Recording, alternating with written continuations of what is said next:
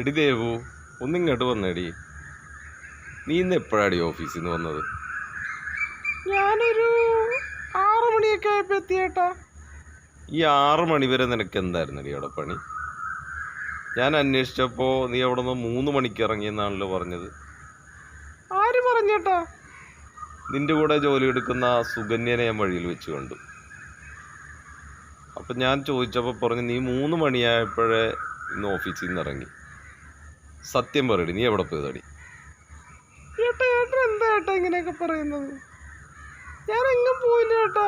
അവള് വെറുതെ തല്ലുപിടിപ്പിക്കാൻ വേണ്ടി പറയുന്നത്. അത് ശരിയല്ലേ? അപ്പം അങ്ങനെയായി. സത്യം പറ, നീ എവിടെ പോയതാ?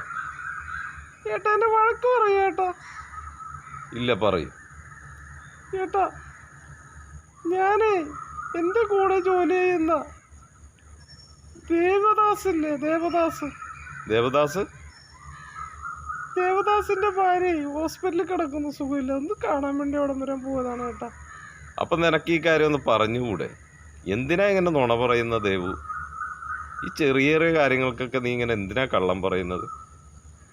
ഏട്ടനെ പേടിച്ചിട്ടാണ് ഏട്ടൻ എന്നെ വഴക്ക് പറയുമെന്ന് വിചാരിച്ചിട്ടാണ് നുണ പറഞ്ഞത്. അങ്ങനെ ഞാൻ നിന്നെ വഴക്ക് പറഞ്ഞിട്ടുണ്ടോ? കാര്യങ്ങൾ എന്തെങ്കിലും ഉണ്ടെങ്കിൽ നിനക്ക് തുറന്നു പറഞ്ഞാൽ പോരെ ദേവു? എന്തിനാ ദേവു ഇങ്ങനെ ചെറിയ ചെറിയ കാര്യത്തിനൊക്കെ നുണ പറഞ്ഞ് പഠിക്കുന്നത്?